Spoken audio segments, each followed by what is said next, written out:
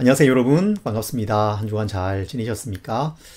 더위가 한 걸음 물러가고 아침 저녁 선선한 바람이 불어오는 좋은 계절입니다. 이렇게 계절을 바꾸시고 이 모든 세상을 다스리시는 하나님께서 이 코로나 상황, 이 계절도 바꾸시고 우리에게 우리 인생에 좋은 계절을 주시기를 간절히 소망합니다. 그것을 기대하면서 하루하루 하나님 안에서 살아가는 우리 성도님들이 되시기를 간절히 바랍니다. 여러분 요즘 여러분의 삶 속에서 느끼는 가장 큰 어려움, 가장 시급하게 해결해야 할 과제는 어떤 것입니까? 어떤 분은 경제적인 어려움을 말씀하실 것이고 어떤 분은 건강에 관한 어려움을 말씀하실 것입니다. 직장에서 감당해야 될 어떤 일, 또 자녀와 관련된 일, 이런 여러 가지 일들을 말씀하시겠죠. 또 코로나 상황 속에서 사업상의 어려움을 겪는 분이라면 이 코로나 상황이 가장 큰 어려움으로 다가오실 것 같습니다. 우리가 느끼는 이런 문제와 지금 우리가 살펴보는 고린도 교회의 문제는 사실 많이 다릅니다. 개인적인 문제와 교회 공동체의 문제라는 점에서 다르고 무엇보다 2000년이라는 이 긴 시간적인 간격이 있습니다. 그리스와 한국이라는 이 지리적인 거리가 있습니다. 고대 로마와 현대 자본주의 문명이라는 이 엄청난 문화적인 차이가 존재합니다. 그래서 고린도 교회의 문제를 다루는 이 말씀이 오늘 우리에게 어떤 의미가 있는가? 오늘 나의 문제를 해결해 가는데 이 말씀들이 어떤 유익을 줄 것인가? 그것을 이 말씀 속에서 찾아낸다는 것은 그렇게 쉽지 않은 일일 수도 있습니다. 별 상관이 없어 보일 수 있는 것이죠. 하지만 고린도 교회의 문제에 대한 이 해결의 원리들은 신앙과 우리의 삶의 정말 핵심적인 원리, 정말 핵심적인 원리에 대한 보석과 같은 교훈이라고 말씀드릴 수가 있습니다. 십자가의 도, 은혜로 내가 얻은 이 구원, 그리스도의 몸인 교회, 이런 원리들 속에서 사도 바울이 고린도 교회의 여러 문제들, 분쟁의 문제, 음행의 문제 같은 이런 문제들을 풀어가거든요. 그래서 우리는 고린도 교회의 문제 그 자체보다 그 문제를 풀어가는 그 원리가 어떤 것인가를 생각하고 그 원리에 비추어서 나의 삶을 생각해보는, 나의 문제를 생각해보는 그런 방식으로 이 말씀을 묵상해가면 오늘 우리가 갖고 있는 이 문제에 대해서도 큰 유익을 얻을 수 있을 것입니다. 오늘 말씀 역시도 또 다른 핵심적인 신앙의 원리를 제시하면서 고린도 교회가 갖고 있었던 문제를 풀어가는 것을 보여줍니다. 고린도전서 6장 19절과 20절 말씀입니다. 너희 몸은 너희가 하나님께로부터 받은 바 너희 가운데 계신 성령의 전인 줄을 알지 못하느냐. 너희는 너희 자신의 것이 아니라 값으로 산 것이 되었으니 그런즉 너희 몸으로 하나님께 영광을 돌리라. 아멘. 여러분, 내 몸이 아닙니다. 우리가 몸이 아파서 마음먹은 대로 몸이 이렇게 잘 움직여지지 않을 때 우리가 그런 말을 하죠. 내 몸이 아니다. 그러잖아요. 바울은 그것과는 전혀 다른 의미로 이 말을 하고 있습니다. 매우 영적인 의미로 너희의 몸은 너희의 몸이 아니다. 너희의 것이 아니다. 그렇게 말씀하고 있습니다. 왜 우리 몸이 우리의 것이 아닐까요? 그것은 성령님께서 우리 안에, 우리 몸에 거하시기 때문입니다. 다른 존재, 다른 분이 우리 안에 계시기 때문이에요. 너희 몸은 너희가 하나님께로부터 받은 바 너희 가운데 계신 성령의 전인 줄을 알지 못하느냐. 그렇게 말씀하고 있습니다.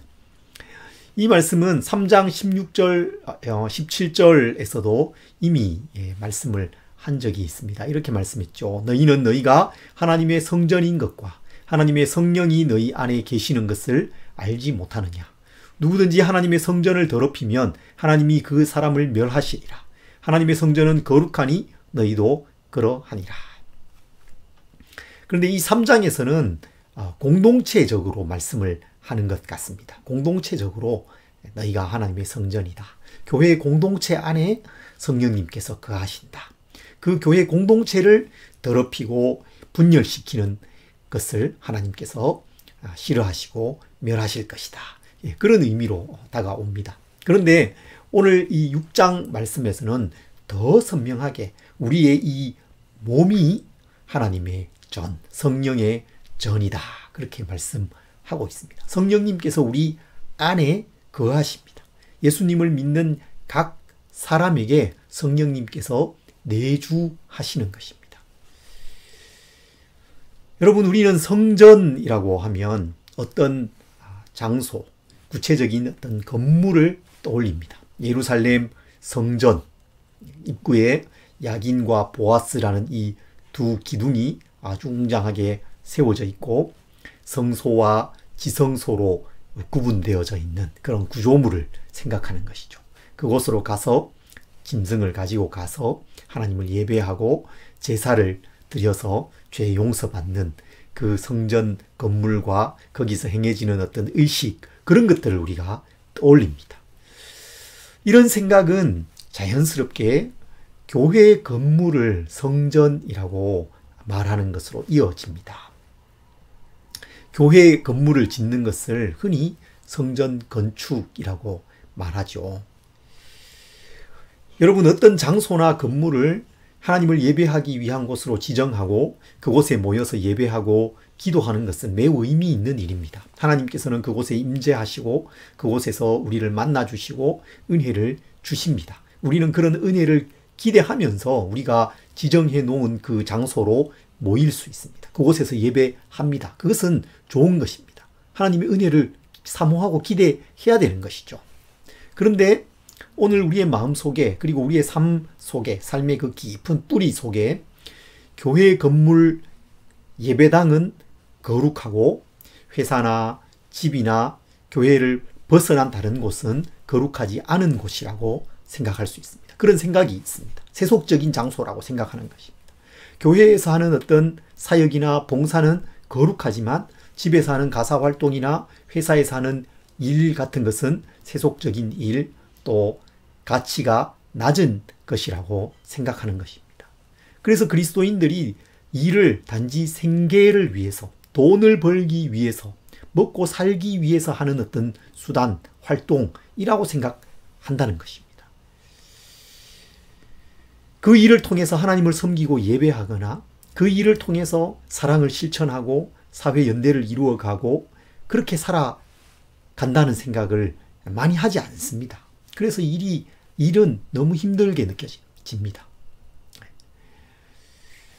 돈이 있으면 안 하고 싶은 것이죠. 돈이 있으면 그냥 백수로 사는 것이 더 좋다고 생각합니다. 우리 사회 속에 그런 사람들이 많이 있잖아요. 오늘 말씀은 이런 생각이 들어올 여지를 주지 않습니다. 성령님이 우리 몸을 그 거하실 처소로 삼고 거하십니다. 우리 몸이 성령님께서 거하시는 성전입니다. 그래서 우리 몸이 거룩합니다. 성령님을 모시고 살아가는 우리의 모든 삶, 모든 활동은 다 거룩한 일입니다. 하나님을 섬기고 예배하는 일입니다. 매우 가치 있는 일인 것입니다. 우리 각자의 직업을 통해서 이 사회 속에서 하는 이 활동들은 모두가 아주 가치 있는 일입니다. 하나님을 섬기고 예배하는 일, 이웃을 섬기고 사랑을 실천하는 일인 것입니다. 여러분, 제가 여러분에게 우리는 그리스도인이기 때문에 사랑을 실천하고 이웃을 섬겨야 합니다라고 지금 말씀을 드리는 것이 아닙니다. 물론 그렇게 해야 합니다. 그러나 지금 저는 그렇게 말씀을 드리는 것이 아니라 우리가 이 사회 속에서 하는 그 활동 자체가 하나님을 섬기는 일이며 이웃을 섬기는 일이다 하는 것을 말씀드리는 것입니다. 사랑의 실천으로서 그 일을 해야 하는 것이죠. 그것을 인식하면서 해야 한다는 것입니다. 우리가 종사하는 그 일을 열심히 하는 것은 하나님을 섬기는 일입니다. 그 일을 열심히 하는 것은 이웃을 섬기고 사랑을 실천하는 일입니다. 그래서 노동은 매우 가치 있는 것입니다. 하찮은 일이 없습니다. 우리는 단지 생계를 위해서, 먹고 살기 위해서, 아니면 돈을 그 일을 통해서 돈을 많이 번 후에 놀기 위해서, 휴가를 즐기기 위해서 그 일을 하는 것이 아닙니다. 하나님의 부르심을 따라서, 소명을 따라서, 성령 안에서 거룩함으로 그 일을 감당해 가는 것입니다. 여러분, 성령님과 더불어 살아가십시오. 가정에서 성령님과 더불어 살아갑시다. 회사에서, 직장에서 성령님과 함께 일하시기 바랍니다. 학생들은 성령님과 함께 공부하시기 바랍니다. 우리 안에 내주하시는 그 성령님을 의식하고 성령님과 교제하면서 성령님이 나를 도우시는 그 도우시는 힘을 힘입어서 그 일을 감당해 가야 하는 것입니다. 그렇게 살아가시기를 바랍니다. 사도 바울은 고린도 교회에 있는 음행의 문제를 다루어 가는 그 과정에서 그 결론으로 이 말씀을 하고 있습니다. 성령님이 우리 안에 계시고 우리 몸이 성령의 전이기 때문에, 성전이기 때문에 우리는 거룩하다고 말씀하는 것이죠. 우리는 거룩합니다. 우리 몸이 거룩합니다. 그래서 음행을 피해야 합니다. 음행이 성령님을 모시고 살아가는 우리의 이 삶에 합당하지 않은 것이죠. 여러분, 우리는 고린도 교회가 가지고 있었던 그 음행의 문제를 가지고 있지는 않습니다. 문제는 다르죠. 하지만 그 문제를 풀어가는 과정에서 지금 사도 바울이 말씀하는 이 문제 해결의 원리, 이 원리는 너무나도 귀한 것입니다. 성령님께서 우리 몸을 거처로 삼고 우리 안에 거하신다라는 것이죠. 우리는 거룩한 성전입니다. 성령님을 의식하고 성령님과 교제하면서 살아갈 때에 우리의 이 모든 활동은 정말로 가치 있고 아름다운 활동, 하나님을 섬기며 이웃을 섬기는 활동이라는 것입니다. 계속해서 사도 바울이 말씀을 이어갑니다. 더 말씀을 발전시켜가는 것을 볼 수 있습니다. 다시 한번 오늘 본문 말씀을 한번 읽어볼까요? 19절, 20절입니다.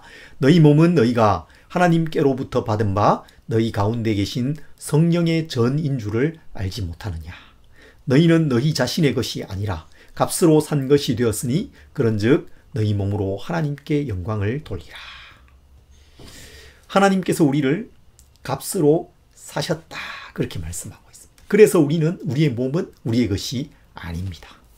바울은 지금 그 당시에 노예 시장에서 일어나는 일을 생각하고 있습니다. 떠올리고 있습니다. 노예 시장에서 한 사람을 봅니다.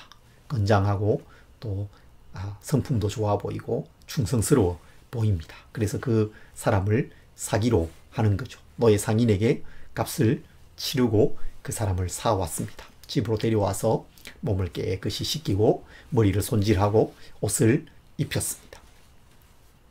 그리고 그 당시에는 노예에게 주인의 그 소유임을 확인하는 그런 그 화인, 불로 이렇게 달군 쇠로 이렇게 몸의 일부에 손목 같은데 이니셜을 이렇게 새기는 그런 게 있었잖아요. 그렇게 그런 의식을 치렀을 수 있습니다.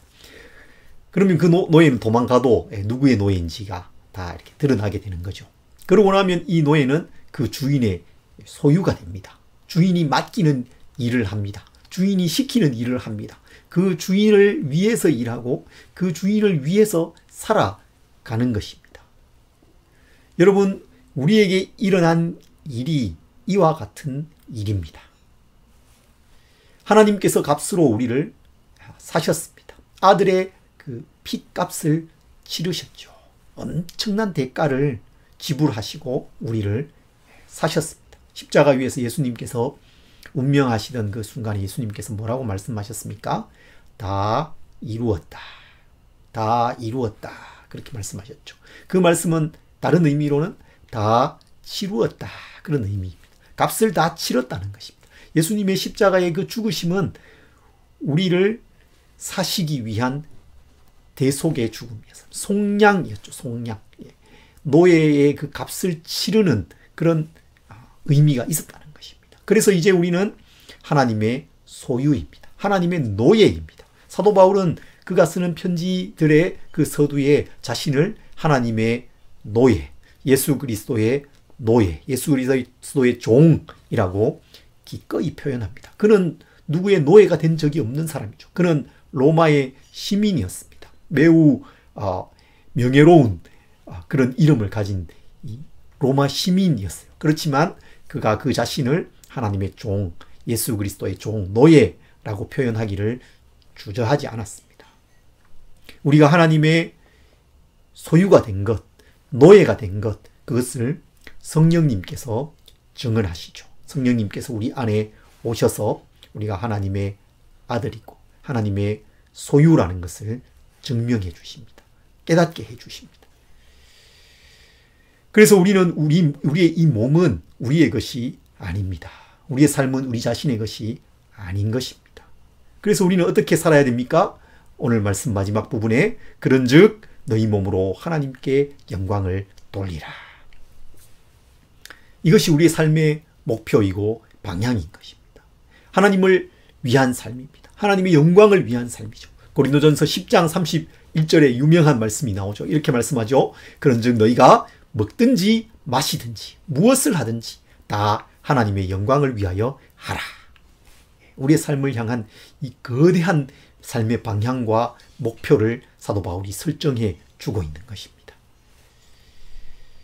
하나님께서 우리를 값으로 사셨다라는 이 말씀은 6장뿐만 아니라 7장에도 반복됩니다. 7장 23절에 보면 너희는 값으로 사신 것이니 사람들의 종이 되지 말라 그렇게 말씀하세요. 하나님께서 우리를 값으로 사셨다라는 이 중요한 논리가 7장에도 계속 이어지는 것을 볼 수 있습니다. 7장은 이제 더 이상 음행의 문제를 얘기하는 부분이 아닙니다. 7장으로 넘어가면 결혼에 대해서 말씀해요. 음행의 문제를 이제 넘어서 결혼에 대해서 말씀합니다. 사도 바울은 음행을 피하기 위해서 결혼할 수 있다고 말씀해요. 결혼을 허용합니다. 그런데 그럼에도 불구하고 남자가 여자를 가까이 하지 않는 것이 더 좋다 그렇게 말씀하죠. 그래서 사도 바울이 이 결혼 제도에 대해서 다소 부정적인 태도를 가지고 있었다고 그렇게 생각할 수 있습니다. 그렇게 생각하기도 합니다. 그런데 이 7장의 말씀을 자세히 읽어보면 사도 바울이 그렇게 말씀한 이유가 있습니다. 결혼 제도에 대해서 부정적으로 말한 것이 아닙니다. 그럼에도 불구하고 그렇게 말한 이유는 임박한 환난 때문이죠. 환난이 임박해 있기 때문에 박해와 환난이 임박해 있음을 그가 영적인 눈으로 보고 있기 때문에 결혼하는 것보다 결혼하지 않은 사람은 그냥 지내는 것이 더 좋다 그렇게 권고하고 있는 것입니다. 그러나 그럼에도 불구하고 음행을 피하기 위해서 결혼하는 것이 필요하고 그렇게 하는 것도 허용하고 있는 것이죠. 여러분 지금 음행의 문제를 다루어오던 바울이 그 음행의 문제를 피할 수 있는 가장 좋은 방법으로 결혼을 얘기하고 있는 것입니다. 성적인 이 관계는 결혼이라는 가장 안전하고 아름다운 관계 속에서 이루어져야 된다는 것을 말씀하고 있는 것입니다. 환난이 임박했고 하나님을 섬기기 위해서 세상 염려에 매이지 않고 하나님을 섬기기 위해서 결혼하지 않은 사람은 그냥 결혼하지 않은 대로 지내는 것이 더 좋겠다. 그렇게 권면하고 있는 것입니다. 그렇다고 해서 결혼한 사람이 이혼하라고 말하지 않습니다. 결혼한 사람은 결혼한 대로 그대로 지내라. 결혼하지 않은 사람이라면 하지 않은 대로 그대로 지내라. 왜? 임박한 환난 가운데 우리가 하나님을 섬기기 위해서 그렇게 가르치고 있는 것입니다. 결혼 관계에 대한 이 말씀을 바울은 다른 사회적 관계에도 확장해 갑니다. 노예로 부름받은 사람이 있다면 그 사람은 괜찮습니다. 그냥 노예로 지내면서 주인을 섬기고 또 동시에 하나님을 섬길 수 있습니다. 주인을 섬기는 것이 하나님을 섬기는 것이 되기도 합니다. 자유를 가진 사람이 있다면 그 자유를 가지고 하나님을 섬기면 됩니다. 노예지만 자유를 얻을 수 있다면 또 자유를 얻고 그것으로 하나님을 섬기는 것이 더 좋겠습니다. 이렇게 권면을 하고 있는 것입니다. 이렇게 사도 바울이 결혼에 대해서 또 사회적인 관계에 대해서 가르치면서 그 여러 관계들을 이해하고 또 그 가운데서 어떻게 살아야 될지를 발견하는 그 원리로서 지금 이 말씀을 하는 거예요. 너희는 값으로 사신 것이니 사람들의 종이 되지 말라. 형제들아 너희는 각각 부르심을 받은 그대로 하나님과 함께 거하라. 놀라운 말씀이죠. 결혼과 사회 관계, 이 세상에서 살아가는 우리의 삶 이 전체를 아우르는 원리가 있다는 것입니다.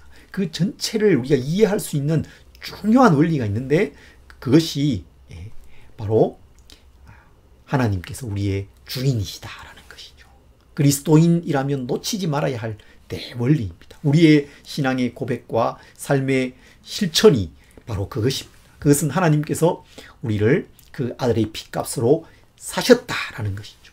그래서 그 안에서 우리가 하나님의 소유된 백성이라는 것입니다. 하나님의 소유입니다. 그래서 하나님께서 우리의 주인이시고 우리는 하나님의 노예입니다. 하나님의 종입니다. 우리의 몸은 우리의 것이 아닙니다. 하나님의 것입니다.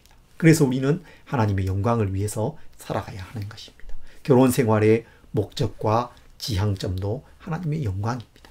우리가 이 세상에서 종사하는 일의 목적과 지향점도 하나님의 영광입니다. 사회적인 모든 관계의 목표와 지향점도 방향도 하나님의 영광입니다. 우리는 하나님의 것입니다. 우리의 주인이신 하나님의 노예입니다. 그렇기 때문에 하나님의 영광을 위해서 살아가야 하는 것입니다. 여러분, 말씀을 마무리하려고 합니다. 우리의 삶을 통해서 하나님께서 영광 받으시게 해야 되겠습니다. 하나님께서 영광 받으신다는 것이 어떤 의미일까요? 두 가지 정도의 의미가 있을 것 같습니다. 하나는 내 삶이 하나님께 드려지는 예배가 되게 하는 것입니다. 내 삶을 하나님께 드리는 것입니다. 예배의 삶을 살아가는 것이죠. 내가 하는 모든 일이 하나님을 향한 예배가 되게 하는 것입니다. 일주일에 한두 시간 교회에서 또는 가정에서 드리는 그 예배의 시간만이 아니라 나의 모든 활동이 하나님을 향한 예배라는 생각과 의식을 가지고 그렇게 살아가는 것입니다.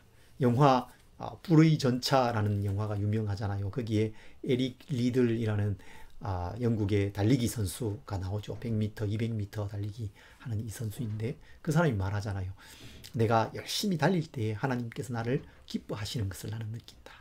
그래서 그 사람이 100m, 200m 달려와서 결승점을 이렇게 통과할 때에 습관적으로 하나님을 향해서, 하늘을 향해서 얼굴을 듭니다.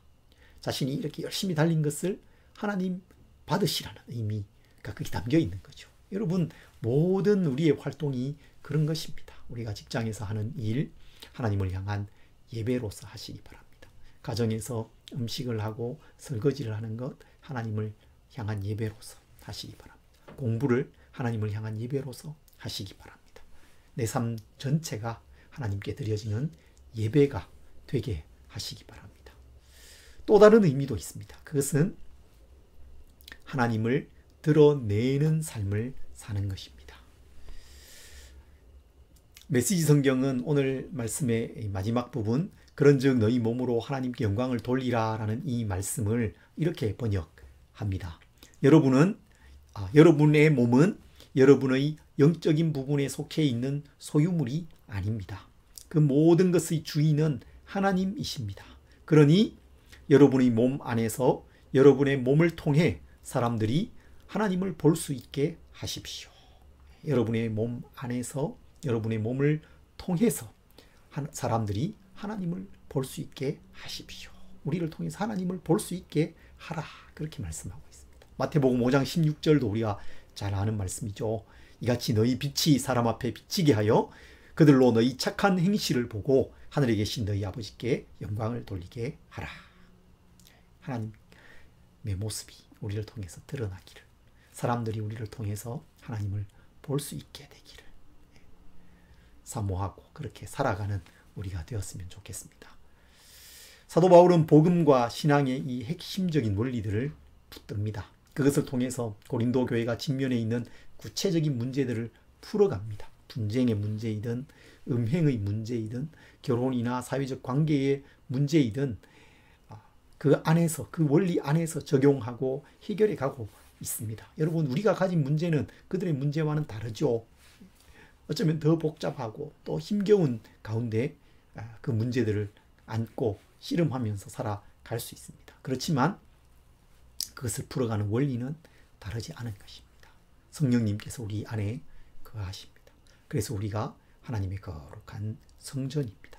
하나님께서 값으로 우리를 사셨습니다. 그래서 우리 이 몸은 우리의 것이 아닙니다. 하나님의 소유입니다. 하나님께서 주인이십니다. 우리는 노예입니다. 이제는 내가 사는 것이 아니라 내 안에 그리스도께서 사시는 삶, 그 삶을 우리가 살아가고 있는 것입니다. 하나님께 온전히 드려지는 삶, 하나님께서 드러나시는 삶, 그런 삶을 살아가는 우리 성도님들이 다 되시기를 바랍니다. 정말 우리가 그렇게 살아갈 수 있었으면 좋겠습니다. 그런 삶을 소망하면서 이번 한 주간 살아가시기를 간절히 바랍니다.